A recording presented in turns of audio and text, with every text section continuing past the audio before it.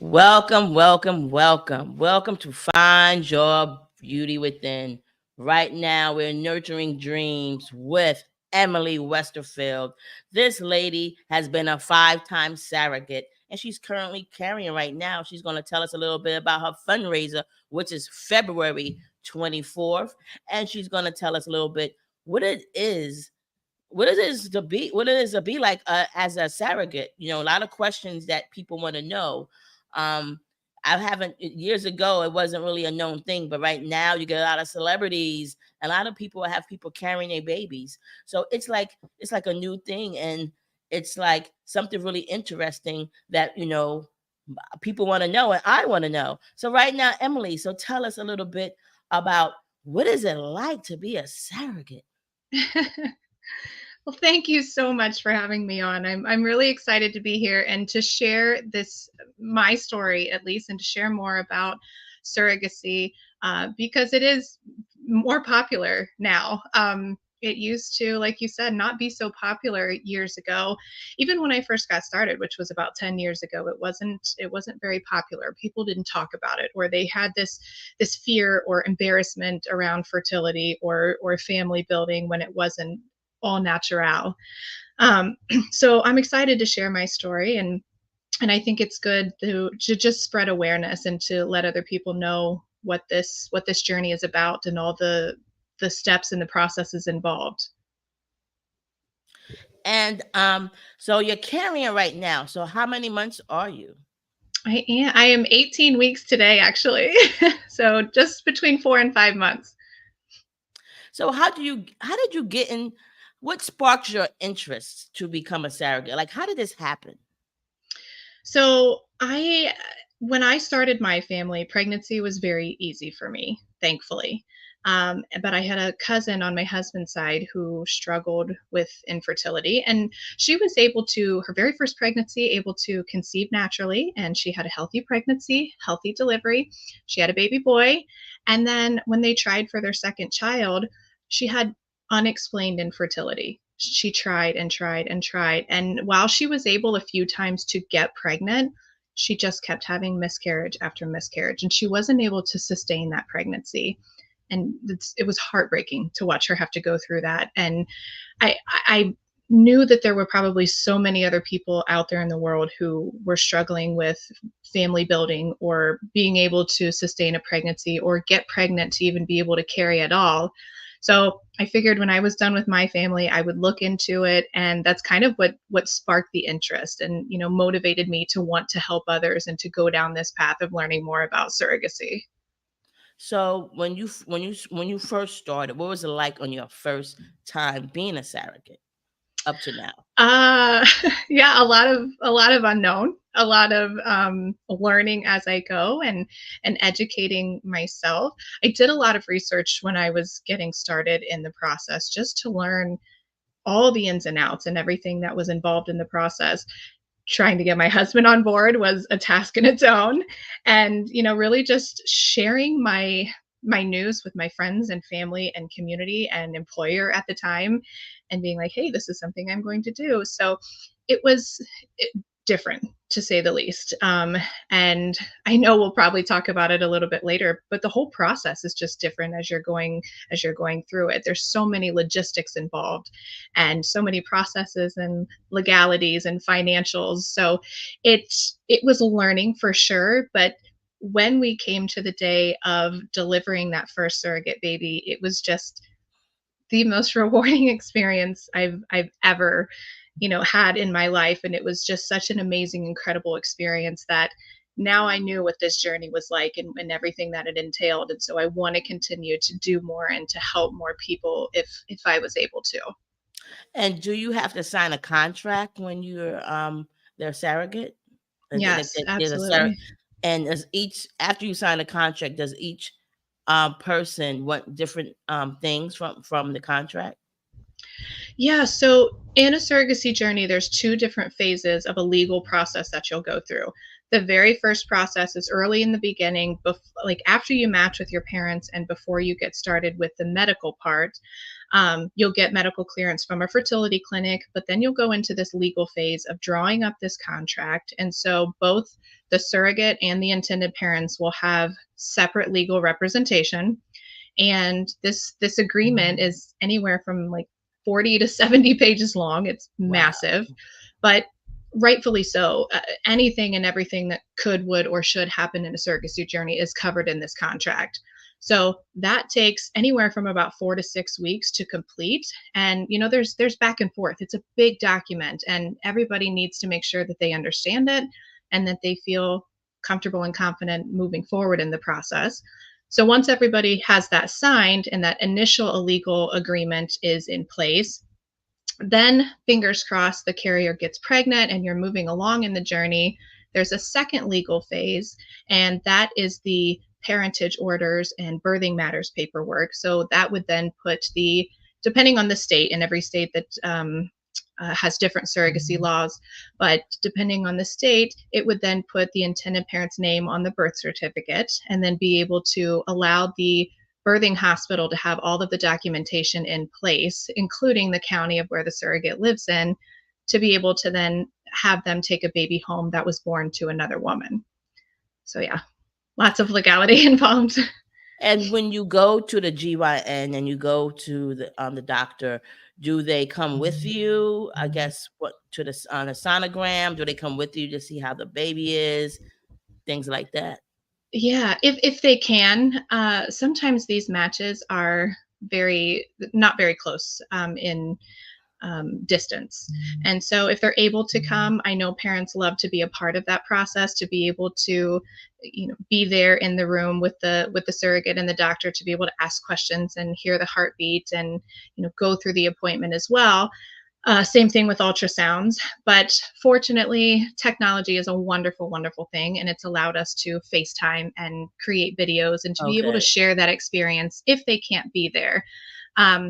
I've even had matches where my parents have been within a few hours, and just to come in for the day, 3 hours drive one way just for a 15-20 minute appointment sometimes just isn't feasible in their daily schedule and work lives and things like that. So, but for the most part, depending on where they're at, for instance, the couple that I carry for right now, they're in North Carolina. They come in one time about midway, so I'll hopefully get to see them soon. And we'll go to the anatomy scan and do a nice big ultrasound and have that time together. And then they'll come back for delivery. So it's just whatever works in everybody's schedule. When you say match, so that sounds like a Tinder type of thing. When a match. So what is it like? It's like a website where they look at the moms they choose to carry to be a surrogate. How does that work? So it's a lot like the dating game, right? You're choosing this complete stranger, but your agency, whichever agency that you decide to work with, they really do a wonderful job on helping you create a profile to portray everything and anything that you want to share in the process. So I think it's a lot like looking at a Facebook profile where you get to see lots of pictures of the surrogate and her family, where she lives, what she does for a living, how old she is, um, hobbies and interests, things that she can, do in her free time and what she likes to do with her family. So it gives the best overall view of a person on paper, basically, when you're viewing a profile. And same with the intended parents. While the surrogate will have more medical history on hers and pregnancy information, the intended parents share their story about what's led them to needing a surrogate and maybe their struggles with infertility, or if it's a same-sex couple, where they've started and creating their embryos and getting ready to find a surrogate in their journey as well. So lots of different stories to share. All of them are amazing. You just want to help everybody, but yeah, essentially there's matching criteria that everybody kind of talks about when you're looking at the location of where the carrier's at and her experience and whether she's a first time carrier. Insurance plays a part. Termination views is a terrible subject to talk about, but it's one of the most important ones, just because if you're not, on the same page, and when it comes to having to terminate a pregnancy, should it come to that, you're not a match, plain and simple. So those are the types of things that need to be discussed all in advance, and to be able then to have your agency match you with a couple that is in the same, views as you are. When you mean terminate, they change their mind or you change your mind? No, neither. You all have your own views on terminating pregnancy, depending on should there be a diagnosis of, let's say, Down syndrome, or there's a physical abnormality, Oh, or a chromosomal abnormality, or maybe the pregnancy, or yeah, the pregnancy might be life threatening to the carrier. There's so many instances in where the parents may want to terminate the pregnancy, or the carrier may want to terminate the pregnancy based on these, certain factors. Obviously there's a lot of medical professionals involved in that, but whatever their views are, if something were to happen, they have to align, and those are all very plainly cut out in the contract as well. has that ever happened to you? Having a termination, no, thankfully. And you while you're pregnant, have the baby like certain foods, have they ever had like allergic reaction or anything like that when you're eating stuff? Do you get cravings like any other person that's pregnant, things like that? Yeah, no allergic reactions, thankfully. The very first surrogate baby, when I was pregnant with her, all I wanted was pizza burgers. This is so strange, so random, because I don't really even eat pizza burgers. This The last pregnancy before this one, I wanted sweets. I crave sweets a lot. And I feel like a lot of times for me, after I have the baby, in that postpartum period, I really want salty foods. Like, I just want to bathe in a vat of salt. This pregnancy, however, I want bread, lots and lots of pastas and breads and all the carbs. And you have kids of your own as well? I do. I have three children of my own. My oldest is a daughter, McKenna. She's 12. And my boys are 9 and 10 years old, Jack and Charlie. Okay, since they're a little older, I would say after 5, they actually, they know what's going on after 5 years old. So since they're older, how do they feel about when they see that their mom's, is pregnant, as a surrogate? How do they feel? And do they know about what a surrogate is? They do. And I get this question all the time, but I started right after my last child. So my last son was born in 2014. I had the first surrogate baby in 2015. So I started when my kids were still babies. And I feel like that's all they know. My oldest daughter is 12, and I've already had 10 babies. This is the 11th baby that I'm pregnant with right now. I know. So they don't really know any different. But this question is very common and comes out a lot. I think each year as they do get older, I can explain to them a little bit more about the process in more grown-up terms. When I very first got started, that's actually something that I learned in one of my psychological evaluations, is learning how to talk to children about the process that you're going through. Especially for my daughter and my oldest son, they saw me pregnant, and then I came home with a baby, and pregnant, and then I came home with a baby. Well, then after I had Charlie, I was pregnant again, and I didn't bring that baby home. So I had to explain to them that you guys aren't going anywhere. Mommy and daddy aren't getting rid of any of you.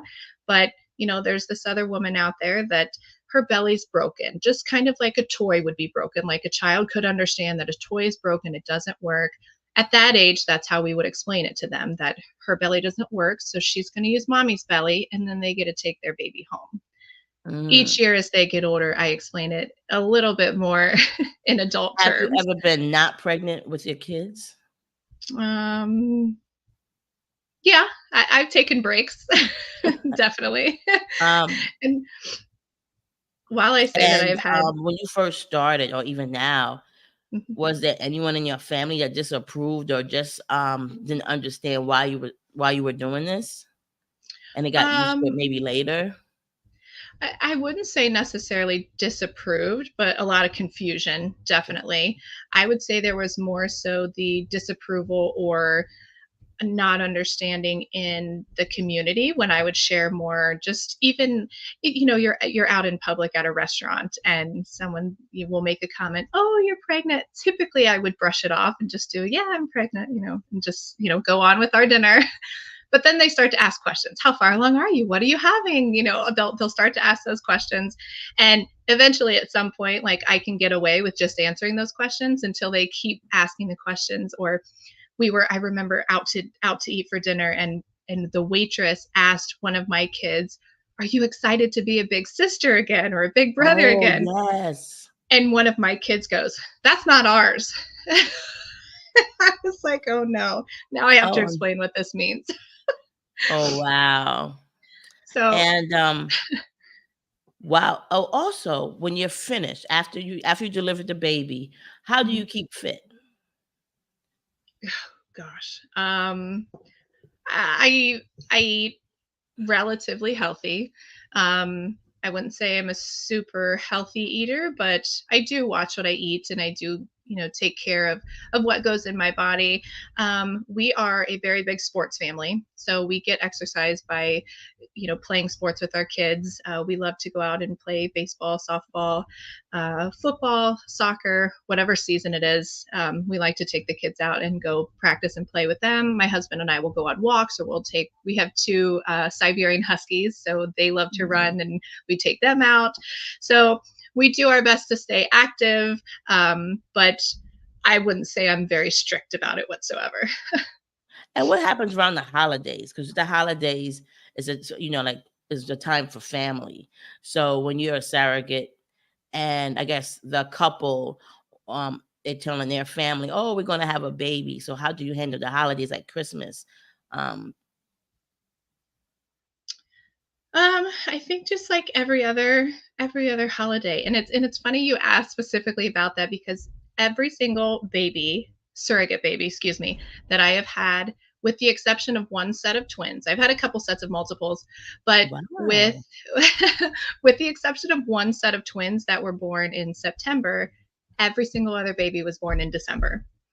And so I truly feel like I've been giving a Christmas gift almost every year, because including my children, I've had babies in 2011, 2013, 2014, 2015, 2017, 2018, 2021, 2022, and now 2024. So, Wow.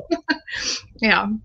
And, I don't wanna ask the amount, but is it a good financial gain? Like, did you quit your job to do this? Um, I'm happy to share the amount with you.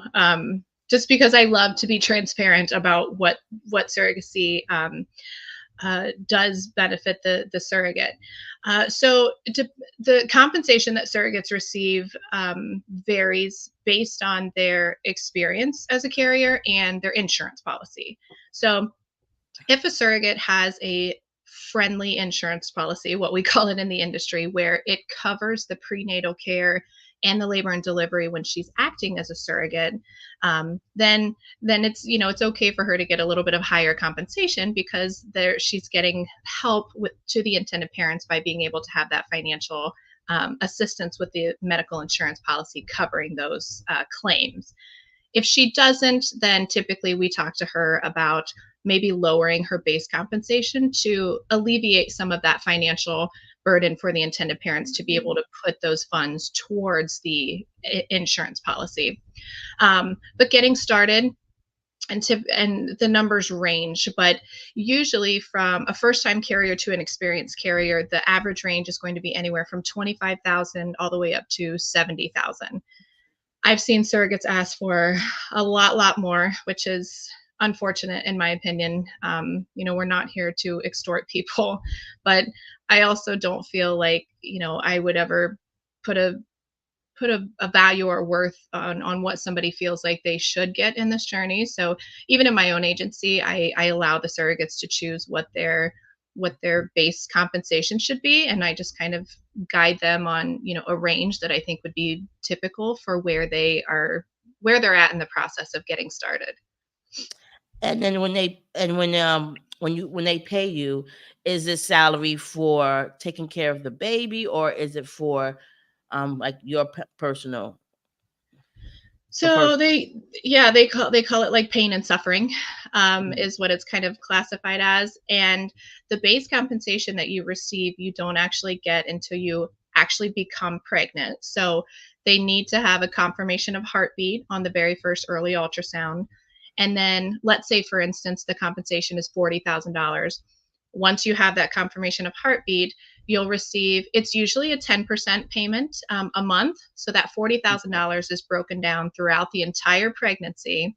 So it would usually look like a $4,000 payment a month until the Okay. baby's born. Whatever's remaining of that 40,000 is then paid after the birth.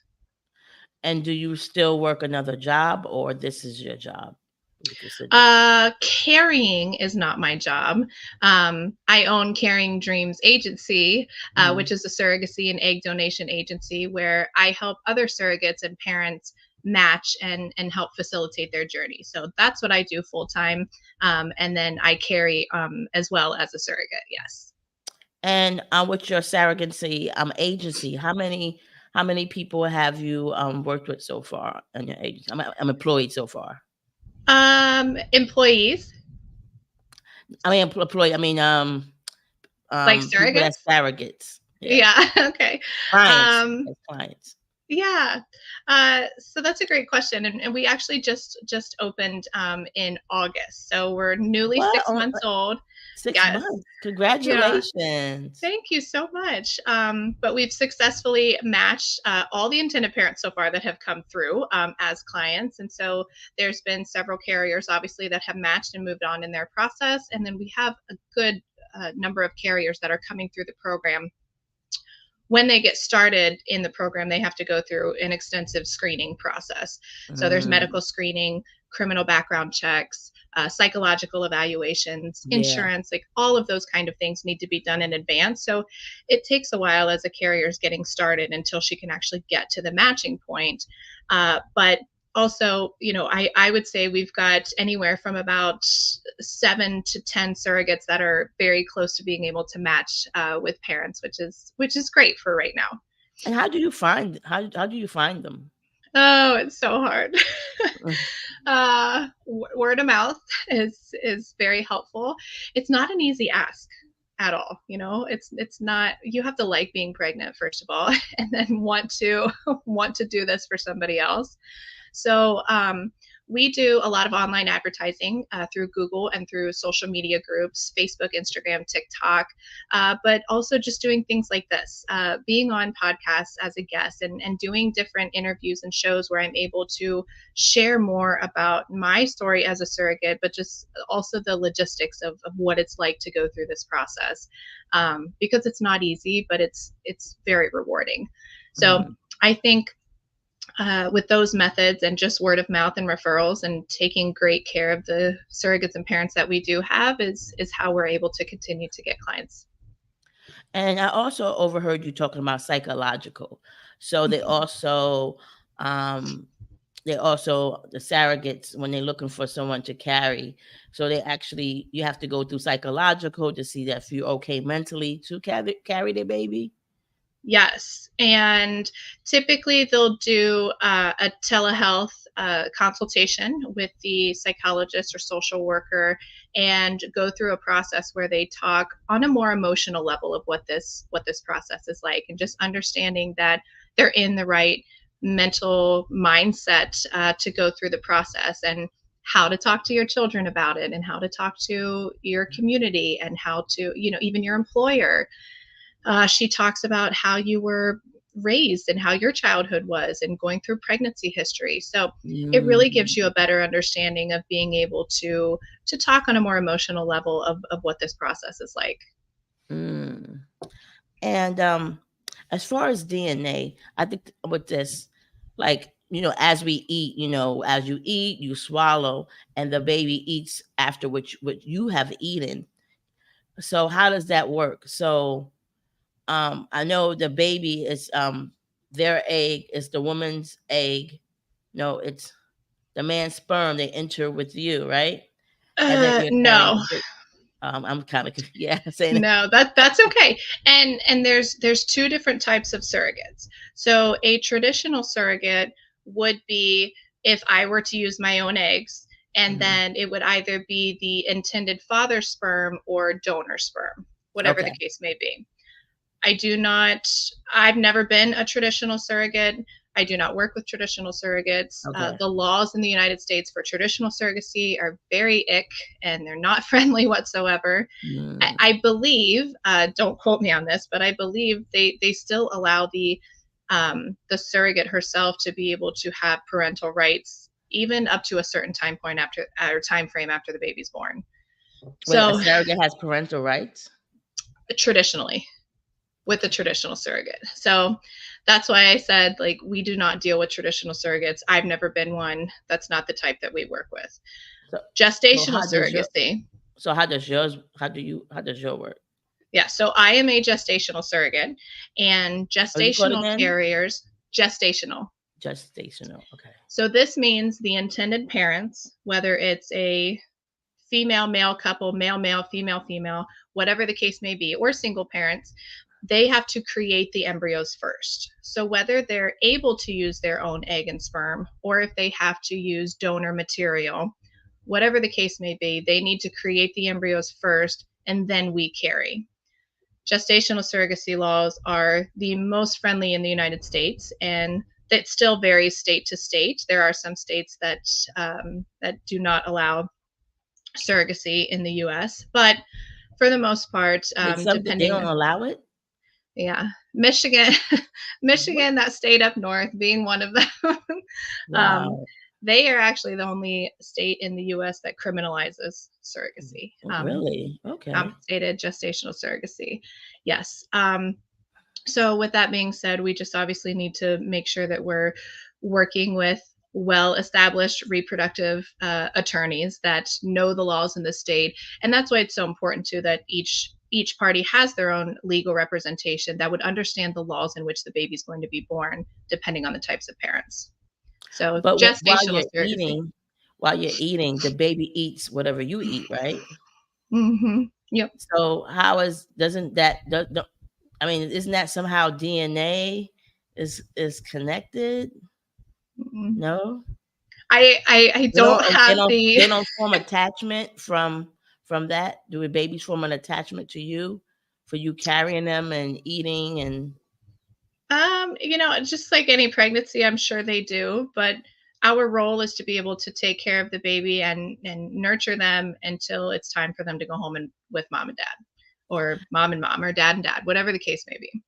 That's what our role once you deliver the baby, do you ever see them again or that's it?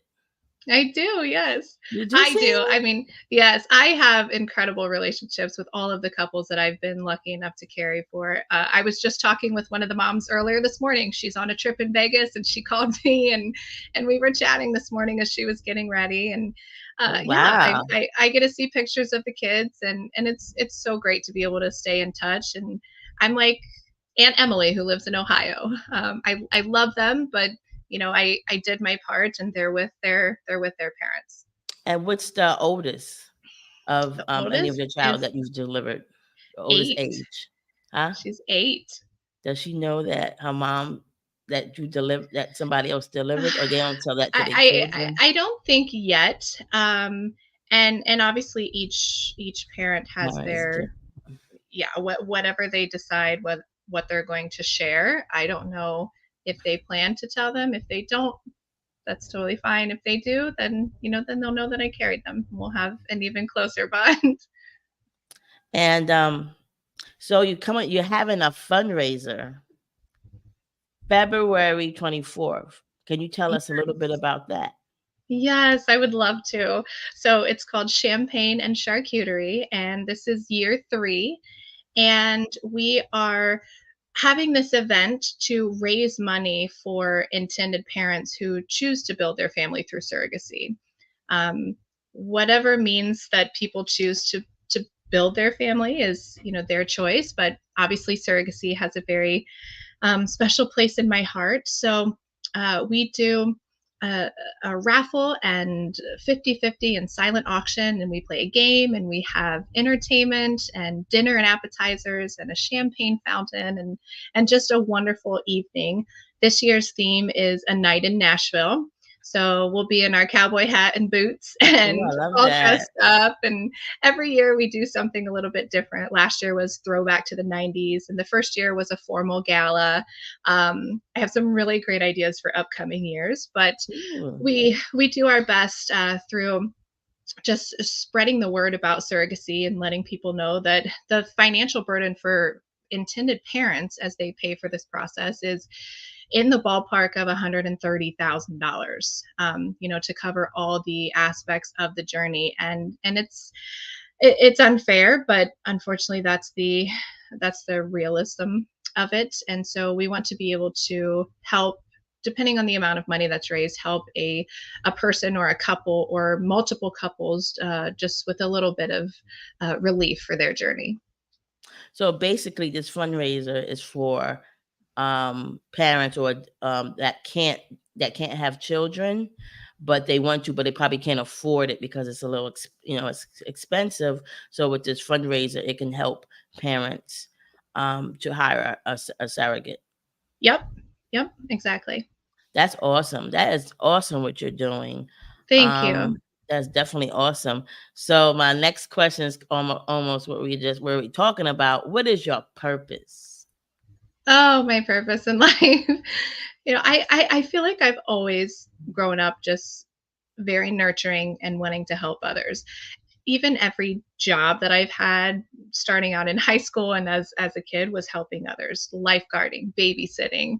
Um, I worked for a couple of years working with individuals with disabilities and helping get back into the workforce or learning how to be in the Okay. workforce. I always want to help people and take care of other people, and I really feel like that's my true calling in any manner. But I mean, pregnancy seems to be my thing, and and I do really enjoy it. And I know I don't have much time left to be able to, you know, give my body and give my time and be able to do this forever. But while I'm still healthy enough and able to, I would love to continue helping. And that's also a huge reason of why I have the agency, because I can't carry for everybody, but even being able to facilitate and match and help other people find their surrogate and go through their journey. I truly feel like I've found my calling in life. And for your agency, is it diverse? Do you have other nationalities that could carry babies as well, or are you working? Absolutely. Awesome. Yes. Yes, absolutely. And like I said, we talked about earlier that matching criteria. Some people want very specifics when it comes to their carrier, and we also have an egg donation program as well that my awesome colleague Nikki runs, and she does an amazing job at that for people who are even in the very beginning stages of creating those embryos and wanting to find an egg donor to make the embryos, and then they come to me for a surrogate to carry those embryos. But yeah, they'll go through a whole intake process of talking about specifics and what it is that they're looking for, and we do our best to go find them. And also, with also something that you already kind of mentioned. So where do you see yourself? Because as you get older, probably won't be carrying um as much. So where do you see yourself working on the agents, working mostly on the agency, or spending time with your family, or both? Uh, yeah, both. Not caring anymore is going to alleviate a good chunk of time that I do have to dedicate to going to appointments or to spending with other families or to be able to work on things with the current journeys.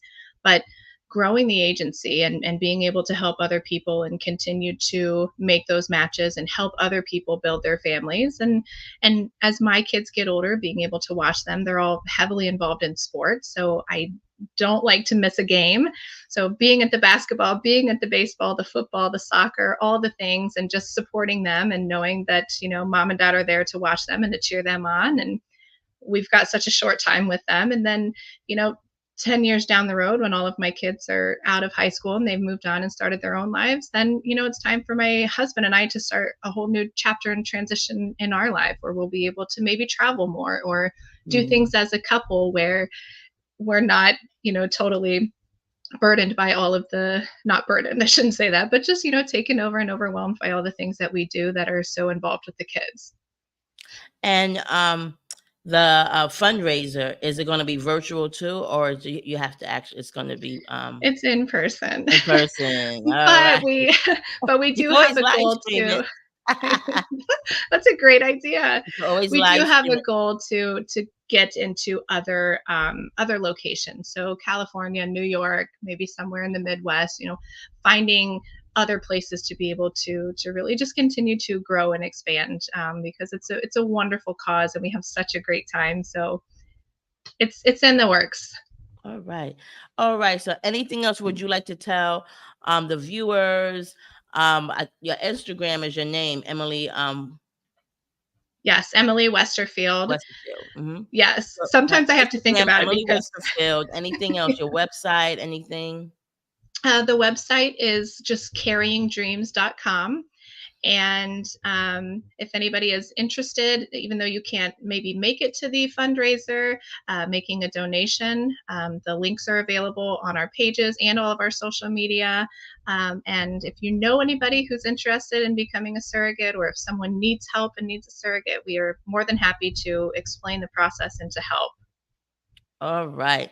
I would like to thank you for coming on Find Your Beauty Within, Emily. And we'll definitely post the festival fundraiser that's coming February 24th. We'll definitely promote it. And you have a Amazing. great day. Thank you so much. You too. Thank you. Uh huh. Bye bye. Bye.